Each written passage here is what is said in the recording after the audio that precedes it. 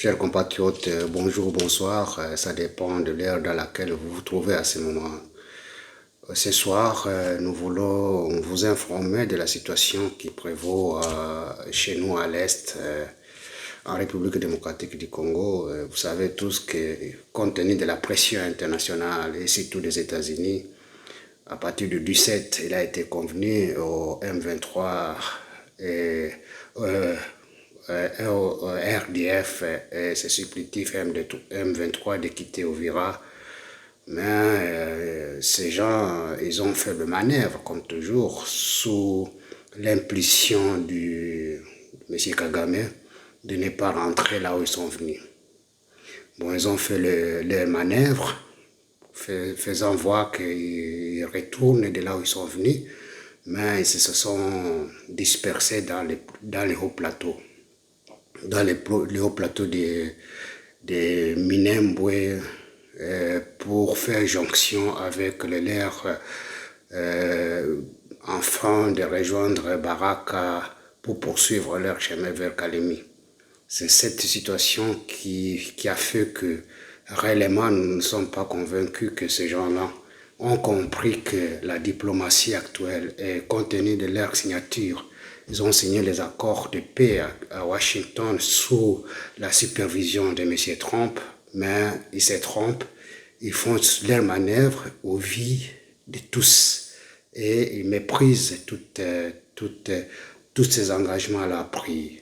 Donc, ils sont allés dans les plateaux de Minembwe, d'Itombwe, pour faire jonction avec Tunario et puis d'autres rebelles afin de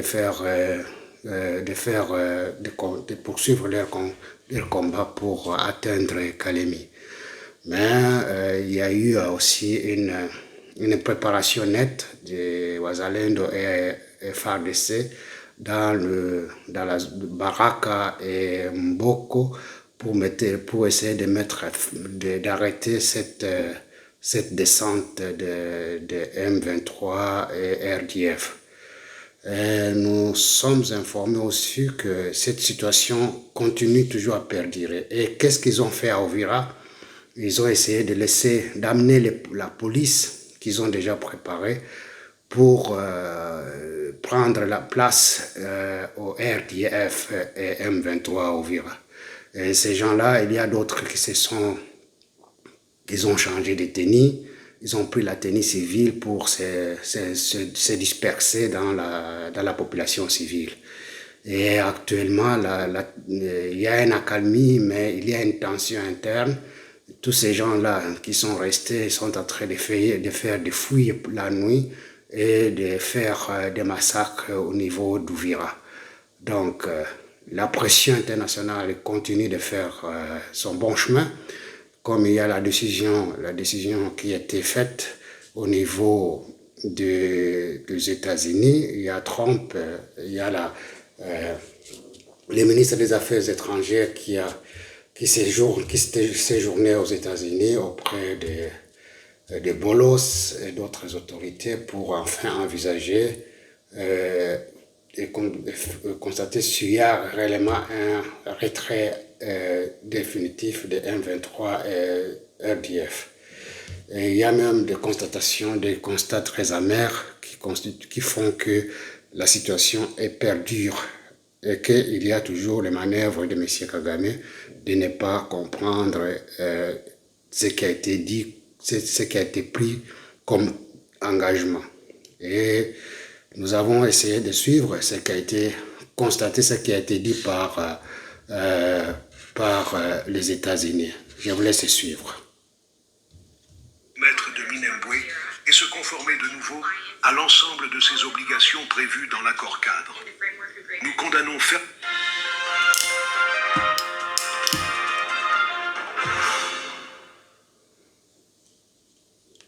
The 10,075th meeting of the Security Council is called to order. La 10e séance, 1075e du Conseil de sécurité est ouverte. L'ordre du jour provisoire de cette séance est la situation concernant la République démocratique du Congo. L'ordre du jour est adopté. Conformément à l'article 37 du règlement intérieur provisoire du Conseil, j'invite le représentant de la République démocratique du Congo à participer à cette séance. Il en est ainsi décidé. Le Conseil de sécurité va maintenant entamer l'examen du point 2 de l'ordre du jour.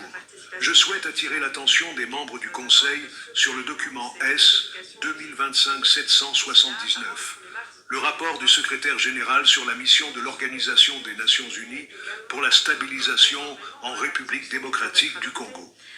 Les membres du Conseil ont devant eux le document S 2025-824, le texte d'un projet de résolution présenté par la France. Le Conseil est prêt à procéder au vote sur le projet de résolution dont il est saisi. Je donne maintenant la parole aux membres du Conseil qui souhaitent faire des déclarations avant le vote. Je donne la parole au représentant de la France. Je remercie le représentant de la France pour sa déclaration. Je vais maintenant mettre le projet de résolution aux voix. Que ceux qui sont en faveur du projet de résolution figurant dans le document S 2025-824 veuillent bien lever la main. Le résultat du vote est le suivant. Le projet de résolution a recueilli 15 voix pour. Le projet de résolution est adopté à l'unanimité en tant que résolution 288. Je donne maintenant la parole aux membres du Conseil qui souhaitent faire des déclarations après le vote. Je donne la parole au représentant de la Chine. Je remercie le représentant de la Fédération de Russie pour sa déclaration et je donne la parole au représentant des États-Unis.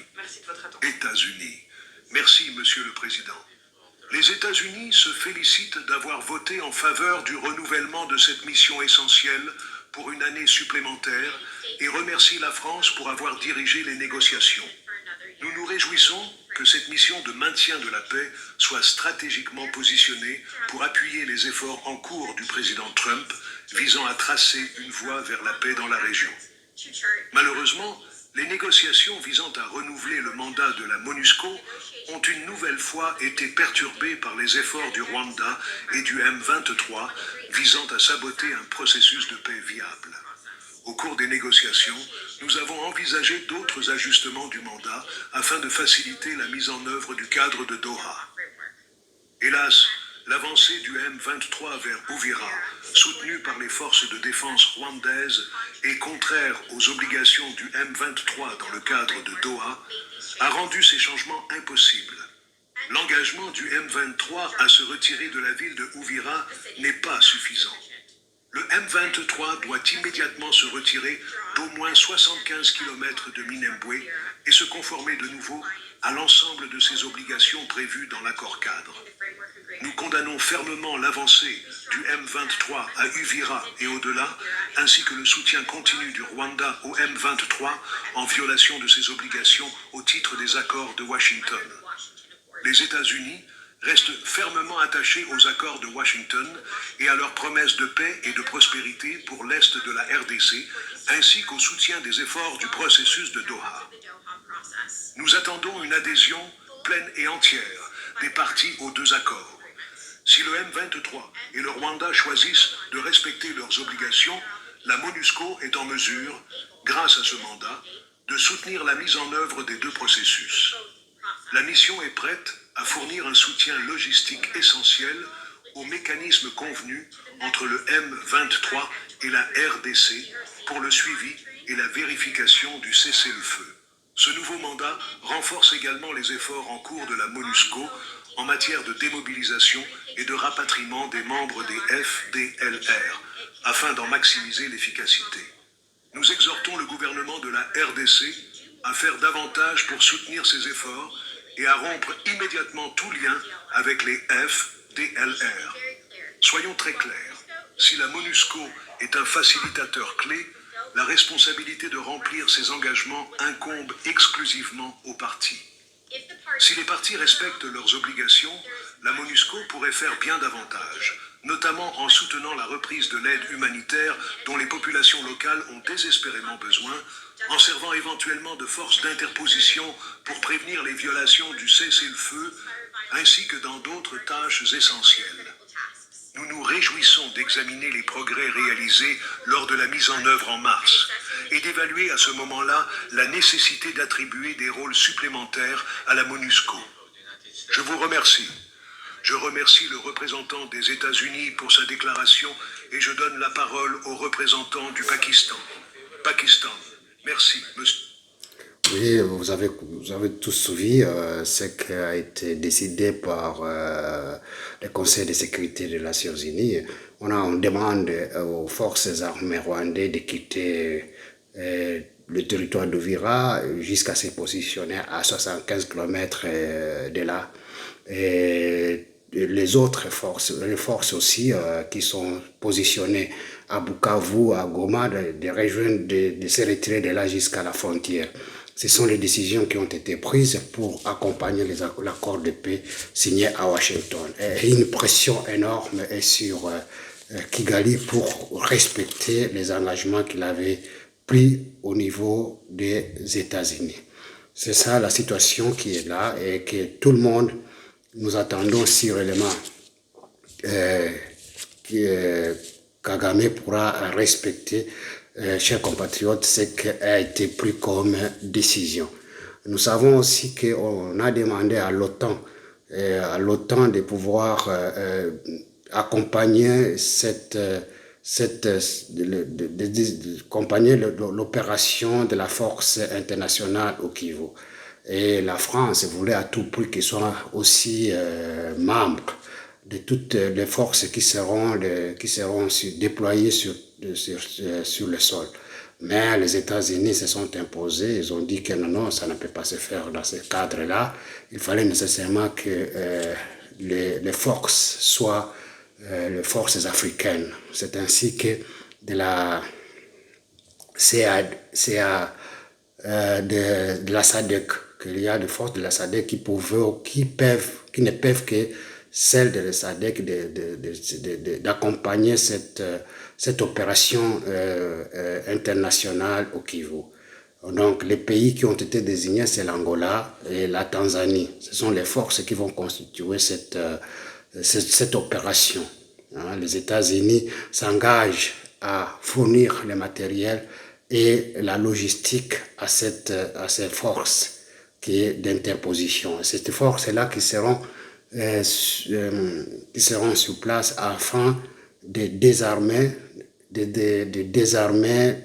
toutes les forces négatives qui sont sur terrain.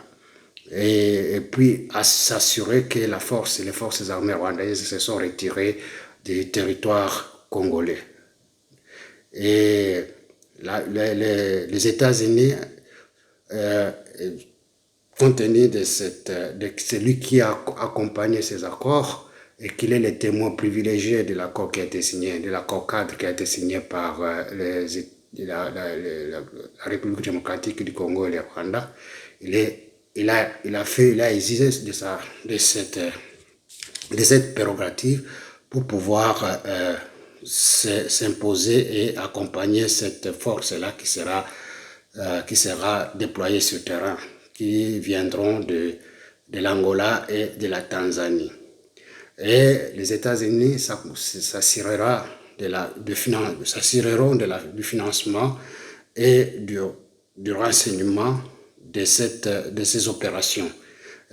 Donc, il est le seul qui va assurer le financement de ces opérations qui seront déployées sur terrain. Donc, c'est ça la situation qui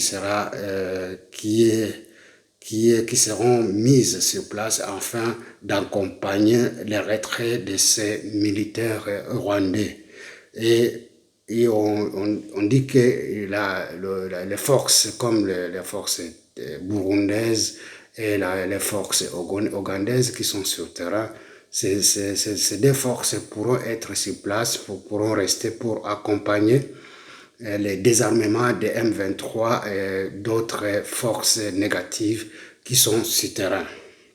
Donc c'est ça la mission qui a été c'est ce convenu dans ce sens-là pour accompagner la paix qui est exigible sur terrain. Cette mission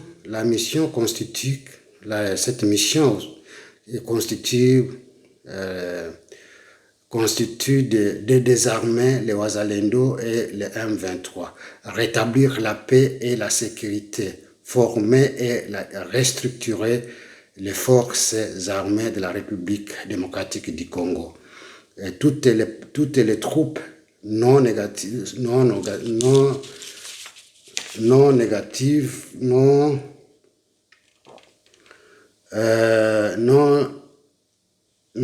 officielles en République démocratique du Congo devront quitter la République, notamment les forces rwandaises, les forces soudanaises et autres mercenaires qui combattent auprès du M23 et RDF. Donc toutes ces forces négatives seront obligées de quitter le territoire congolais. L'Ouganda et le Burundi resteront et participeront à la pacification de la République démocratique du Congo aux côtés de l'ONU. C'est comme ça, dans ce sens-là, qui ont été décidés. Enfin, jusqu'au 5 janvier 2026, une réunion qui sera mise en place pour évaluer tous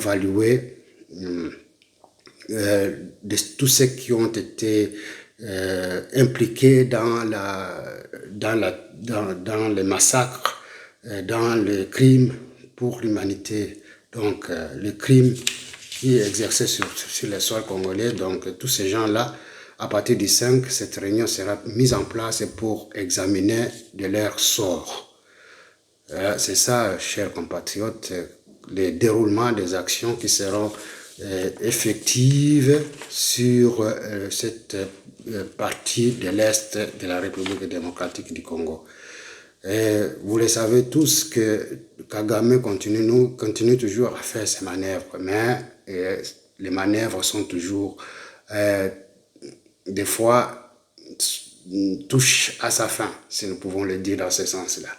Ces manœuvres touchent à la fin, tout le monde, la communauté européenne, à partir de ces déclarations, la réunion qui a été tenue hier à l'Union européenne, constatent aussi et disent à noir et blanc que Kagame, c'est lui le maître du jeu de cette guerre. C'est lui qui commandite, qui opère et qui dirige toutes les opérations qui se font par les RDF et M23. Donc, il faut nécessairement que la pression soit mise sur Kagame pour qu'il puisse se retirer de la République démocratique du Congo. Maintenant, on essaie un peu de voir, de suivre le terrain près si celui-là, Kagame pourra accepter de le faire. Mais nous savons que la pression est tellement énorme et qu'on espère bien qu'il finira par céder.